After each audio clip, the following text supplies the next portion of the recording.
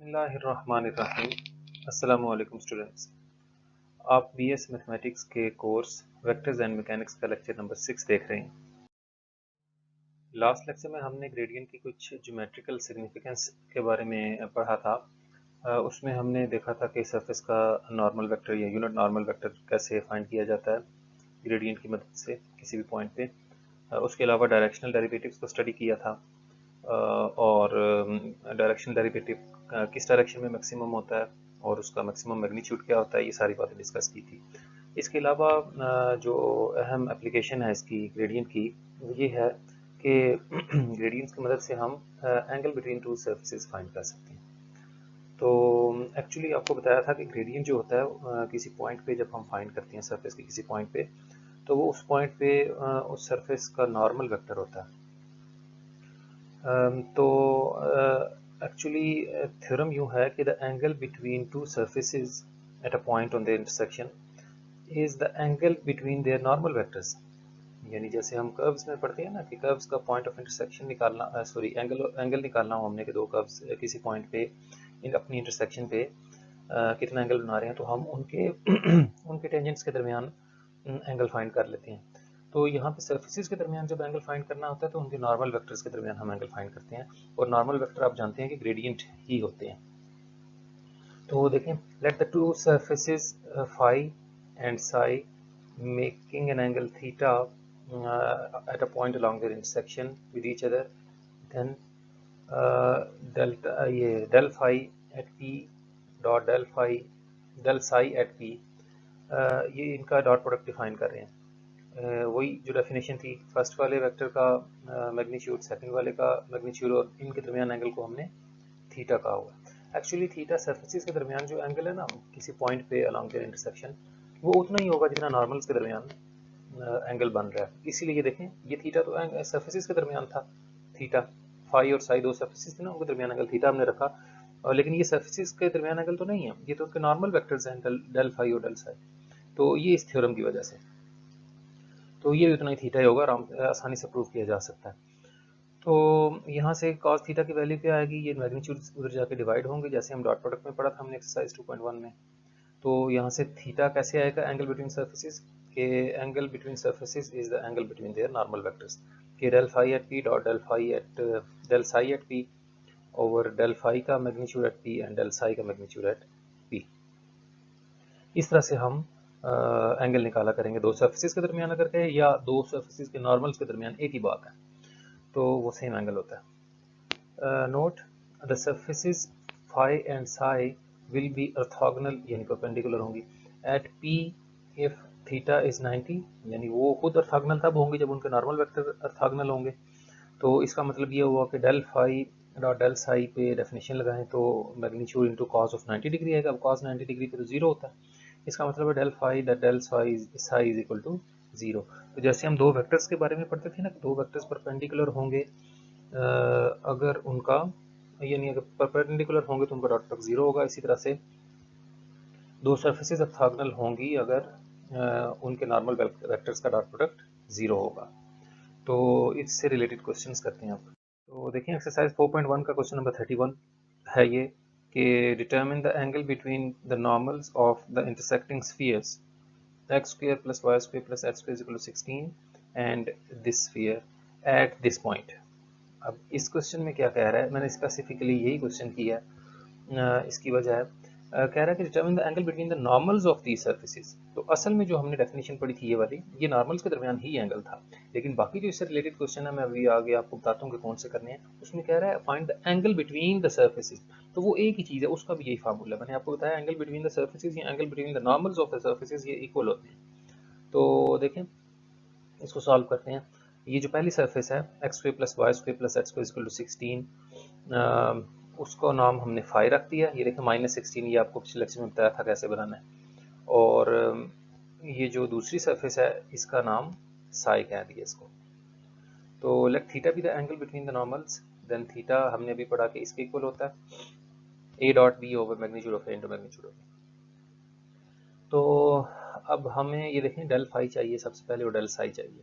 तो फाई के मुताबिक हम डेल फाई के लिए पार्शियल डेरिवेटिव फाइंड कर लेते हैं। Partial phi by partial x कितना होगा, एक्स स्क्वायर का डेरिवेटिव 2x, वाई और जेड कांस्टेंट है और 0 हो गया उनका डेरिवेटिव। जब y के लिहाज से डिफरेंशिएट करेंगे तो y का स्क्वायर का 2y, x और z कांस्टेंट होंगे, उनके डेरिवेटिव 0। इसी तरह z के लिहाज से डिफरेंशिएट करेंगे तो 2z। और फिर डेल फाई का क्या फार्मूला होता है, partial phi by partial x i, partial phi by partial y j, partial phi by partial z k. तो इनकी वैल्यूज पुट कर दी, 2xi, 2yj एंड 2z के। और हमें ये पर्टिकुलर पॉइंट P पे चाहिए था इसका ग्रेडियंट यानी नॉर्मल वेक्टर। तो ये P पॉइंट पुट करते हैं इसमें, x की जगह 1/2, y की जगह 3/2 और z की जगह 3/6/2 पुट करते हैं। तो ये देखें, ये पुट कर दिए और यहाँ से देखें ये 2 से कैंसिल हो जाएगा और यहाँ पे एक 2 मिस हो गया। देखें 2y था ना, ये 2y था तो यहाँ पे भी एक 2 आएगा, वो 2 इस 2 से कैंसिल हो जाएगा और हमारे पास बचेगा ये 3 और यहाँ से भी 2 कैंसिल हो जाएगा। तो ये हमारा डेल फाई एट पी यानी ये हमने फाइंड कर लिया। नेक्स्ट, अब इसी तरह से साई जो सरफेस है उसका ग्रेडियंट फाइंड करते हैं। उसके लिए डेरिवेटिव सबसे पहले लेते हैं, partial psi by partial x कितना आएगा, ये देखें ये साई सरफेस है। तो x के लिहाज से जब डिफरेंशिएट करेंगे तो power rule 2 times x minus 1 और ये बाकी कॉन्स्टेंट्स हैं उनका डेरिवेटिव। जब y के लिहाज से लेंगे तो 2y, z के लिहाज से लेंगे तो 2z। ये देखें, तो डेल साई कितना आ गया, ये फार्मूला है partial psi by partial x i, partial psi by partial y j, partial psi by partial z k. तो इसमें पुट कर दी वैल्यूज इसके डेरिवेटिव्स की और ये पॉइंट पुट कर दिया डेल साई एट पी। तो 2 times 1/2 minus 1, 1/2 minus 1 is minus 1/2, minus 1/2 2 से मल्टीप्लाई होकर माइनस 1 हो जाएगा। तो ये जस्ट 2 से 2 कैंसिल होके तो ये हमारा डेल साई एट पी आ गया। तो मज़ीद अब देखें इसको। तो अभी जो हमने दो वेक्टर्स फाइंड किए, del phi at P and del psi at P, इनका डॉट प्रोडक्ट लेते हैं। तो क्योंकि ये फार्मूला था ना एंगल का, तो उसमें हमें इनका डॉट प्रोडक्ट की ज़रूरत है। तो इन दोनों वेक्टर्स का डॉट प्रोडक्ट लेते हैं। 1 को -1 से मल्टीप्लाई करेंगे तो -1। डॉट प्रोडक्ट जैसे आम तरीके से लेते हैं, 3 को 3 से करेंगे तो 9 और 306 को 306 से करेंगे तो 3 3 9, 9 6 54। तो ये 62 आ रहा है। तो इसके अलावा हमें ये जो दो वेक्टर्स थे इनके मैग्नीट्यूड भी चाहिए थे। तो डेल फाई एट पी का मैग्नीट्यूड जो है इस वेक्टर का मैग्नीट्यूड होगा 1 + 9 + 54। ये 64 बन रहा है अंदर और इसका स्क्वायर रूट 8 आएगा। इसी तरह इस वेक्टर का भी इस तरह से मैग्नीट्यूड निकाल लिया। सो इक्वेशन 1 जो शुरू में हमने डिफाइन की थी कि theta be the angle between the normals of the two surfaces, तो वो ये इक्वेशन 1 लिखी थी। तो यहाँ से क्या आ जाएगा, cause inverse of dot product भी हमने फाइंड कर लिया, वो 62 आया था और इनके मैग्नीट्यूड्स भी फाइंड कर लिए, वो 8 आए थे दोनों के। तो 62/64 2 से कैंसिल होके कॉज इनवर्स 31/32। ये एंगल है between the normals of these two spheres at this point along their intersection. Actually जब सर्फेसिस इंटरसेक्ट करती हैं ना, तो वो एक पॉइंट पे तो नहीं ना जरूरी के करें, वो किसी कर्व के अलोंग इंटरसेक्ट कर रही होती हैं, उस पे एक उस इंटरसेक्शन वाले कर्व पे एक पॉइंट ये है, इसका नाम हमने पी रख दिया था। तो इसको देखते हुए आपने क्वेश्चन नंबर 28, 29 और 32 करना है। इस क्वेश्चन में उसने कहा कि नॉर्मल के दरमियान एंगल निकालें, इन क्वेश्चन में कहेगा सर्फेसिस के दरमियान एंगल निकालें। दोनों का यही फार्मूला है। नेक्स्ट क्वेश्चन देखें, एक्सरसाइज 4.1 का क्वेश्चन नंबर 30 है। Find the constants a and b so that the surface this will be orthogonal to the surface this at the point 3, 2, 1। तो देखें दो सर्फेसिस दी हुई हैं। पहली जो सर्फेस है ax square minus B Y Z, ये -a + 2 टाइम्स x, इसको फाई कह दिया, ये देखें। और जो दूसरी सरफेस है 4x square Y + Z cube -4, इसको साई कह दिया।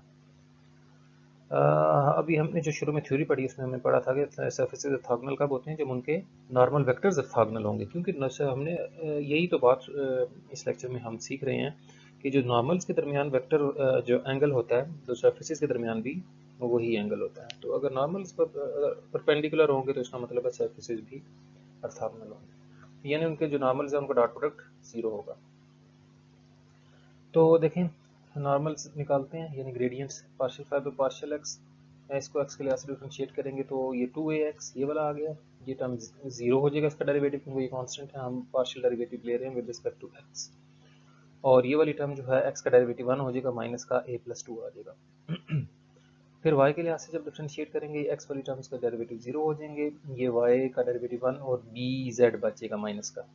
इसी तरह से जब z के लिहाज से डेरिवेटिव लेंगे तो माइनस का बी वाई बच जाएगा, z का 1 हो जाएगा। और साई के डेरिवेटिव्स देखें, एक्स के लिहाज से लेंगे तो 4 टू ज़ा 8xy, ये दोनों ज़ीरो। फिर वाई के लिहाज से लेंगे तो 4x² आएगा, वाई का 1 हो गया, ये दोनों ज़ीरो। और जेड के लिहाज से जब लेंगे तो ये टर्म ये ज़ीरो हो जाएगा, इसका भी डेरिवेटिव ज़ीरो, जेड क्यू का डेरिवेटिव 3z² आ जाएगा। तो डेल फाई का फार्मूला होता है partial phi by partial x i, partial phi by partial y j, partial phi by partial z k. Values put करते हैं, ये देखें partial phi by partial x की value 2ax minus a minus 2, ये लिखती है। फिर माइनस का बी जेड ये और माइनस का बी वाई ये आ गया। इसमें वो पॉइंट पुट करते हैं जो हमें क्वेश्चन में दिया गया 3 2 1, यानी एक्स की जगह 3, वाई की जगह 2 और जेड की जगह 1 पुट कर देंगे। तो 3a ये 6 से बन जाएगा, माइनस ए 5a माइनस 2 ये लिखा हुआ है। बी जेड, जेड की जगह 1 पुट करना था तो माइनस बी आ जाएगा, और y की वैल्यू 2 थी तो माइनस 2b के आ जाएगा। सिमिलरली ये जो साई सरफेस थी इसके भी डेरिवेटिव फाइंड करते हैं, बल्कि डेरिवेटिव हमने निकाल लिए थे, इसका ग्रेडियंट वेक्टर निकालते हैं। ये फार्मूला लिखा ग्रेडियंट का, इसमें ये जो डेरिवेटिव्स आए थे 8xy 4x² और 3z², ये इन पार्शियल डेरिवेटिव्स की वैल्यू पुट कर दी और इसमें अब पॉइंट पुट करेंगे। तो ये देखें x की जगह 3 और y की जगह 2 पुट किया, 3 2 ज़ा 6 6 8 48, एक्स की जगह फिर 3 पुट किया तो 9 4 ज़ा 36, और यहाँ पे 1 पुट किया तो 3। तो हमने डेल फाई एट पी और del psi at P find कर लिए। नेक्स्ट देखें, तो क्वेश्चन ये था कि find these constants so that these surfaces are orthogonal. तो the surfaces will be orthogonal if the dot product of their normal vectors is 0, यानी their normal vectors are orthogonal perpendicular. तो del phi at P की value ये लिखती और del psi at P की value ये लिखती। इनका लेते हैं डॉट प्रोडक्ट और उसको जीरो के इक्वल रखते हैं। यहाँ से हमें एक इक्वेशन मिल जाएगी, 48 को 5 से मल्टीप्लाई किया तो 240, और 48 को -2 से करेंगे तो 96। ये आई कंपोनेंट आई से मल्टीप्लाई हो गया। अब जे कंपोनेंट जे से, माइनस बी को 36 से करेंगे -36b, -2b को 3 से करेंगे तो -6b। तो ये कितना बन रहा है, 240a -36 और -6 -42b, और ये माइनस का 96 राइट पे शिफ्ट कर दिया। ये एक इक्वेशन आ गई हमारे पास। अब दूसरी बात जो है कि क्योंकि देखें दो कॉन्स्टेंट्स फाइंड करने हैं ना, ए और बी, एक इक्वेशन से तो वो इनकी यूनिक वैल्यू नहीं आएगी। तो देखें आल्सो द पॉइंट पी जो है 3 2 1 ये वाला lies on the intersection of 1 and 2, कि कह रहा है कि इन दोनों सर्फेसिस का एंगल इस पॉइंट पे निकालें, तो इसका मतलब है दो सर्फेसिस पॉइंट पे मिल रही होंगी तो उनके दरमियान एंगल बनेगा ना। तो ये जो पॉइंट है ये दोनों सर्फेसिस पे लाई करता है, सर्फेस 1 पे भी और सर्फेस 2 पे भी, फाई वाले पे भी साई वाले पे भी। अब हम चूंकि, तो इसका मतलब है ये जो पॉइंट है इसकी इक्वेशन को भी सेटिस्फाई करेगा और इसकी इक्वेशन को भी सेटिस्फाई करेगा। लेकिन हम इंटरेस्टेड हैं ए और बी की वैल्यूज में, तो हम इसको पुट कर देते हैं इस इक्वेशन में, क्योंकि इनके इंटरसेक्शन पे, इसका मतलब है इन दोनों सर्फेसिस पे लाई करेगा तो दोनों की इक्वेशन को सेटिस्फाई करेगा। यानी फाई ऑफ पी जो हमने इक्वल टू 0 रख के बनाते हैं वो 0 होगा। तो phi of P is equal to 0 का मतलब है कि ये जो फाई ऑफ पी हमने शुरू में फाई डिफाइन किया था, उसमें एक्स की जगह 3, वाई की जगह 2 और जेड की जगह 1 पुट करें तो वो क्या बन जाएगा, ए एक्स स्क्वेयर, यानी ए इंटू 3 का square minus B Y Z, ये वाई और जी की value, minus A plus 2 times 3 equal to 0। तो ये बन रहा है 9a square minus 2b plus 3a, sorry -3a और -6 ये वाला। तो 6a, ये देखिए 9a माइनस 3a, ये 6a हो गया, और -2b ये लिखा हुआ है, और ये जो -6 था ये राइट पे जाकर पॉजिटिव हो जाएगा। ये दूसरी इक्वेशन आ गई। तो ये इक्वेशन 1 है। इनको वैसे सिंप्लीफाई किया जा सकता है, देखें इसमें से कम से कम 2 तो कॉमन है, शॉर्ट किया जा सकता है। इनमें से भी कॉमन है, 2 तो कॉमन है, उसके अलावा भी आप देख सकते हैं शायद कुछ कॉमन हो। तो सिंप्लीफाई कर लें इनको और इनको सॉल्व करेंगे ना, कोफिशिएंट बैलेंस करके मल्टीप्लाई करें। फॉर एग्जांपल अगर इसी शेप में रखे हैं तो इसका b का कोफिशिएंट 2 है और इधर b का कोफिशिएंट 42 है, 21 से मल्टीप्लाई करें इस इक्वेशन को और दोनों को सब्ट्रैक्ट कर दें, b कैंसिल हो जाएगा, a की वैल्यू आ जाएगी, वो a की वैल्यू ये है। और इसी तरह उसमें वो जो a की वैल्यू है इन दोनों में से किसी एक इक्वेशन में पुट करें तो b की वैल्यू आ जाएगी। तो आम तरीके से जैसे दो इक्वेशन को सॉल्व करते हैं आप कोई भी मेथड अप्लाई कर सकते हैं, a और b की इस तरह से वैल्यूज आ जाएंगी। तो यही a और b कांस्टेंट फाइंड करने थे। अब जो ऑर्थोगोनल की शर्त रख के इनकी वैल्यू फाइंड करनी थी और बी की, इसमें ये कंडीशन तो याद रहती है कि अगर ऑर्थोगोनल है तो उनके नॉर्मल वेक्टर्स का डॉट प्रोडक्ट 0 होगा, ये आपने बात याद रखनी है कि उनका जो पॉइंट गिवन है वो सरफेस को सेटिस्फाई भी कर रहा होगा उसी इक्वेशन को, तो दूसरी इक्वेशन यहाँ से आएगी, तब ए और बी की वैल्यू आएगी। तो इसको देखते हुए आपने एग्जांपल 4.125 और ये 27, एग्जांपल 25 और 27 कर लेनी है, वो भी ये ऑर्थोगोनल सर्फेसेस से रिलेटेड है। तो यहाँ आज का लेक्चर खत्म।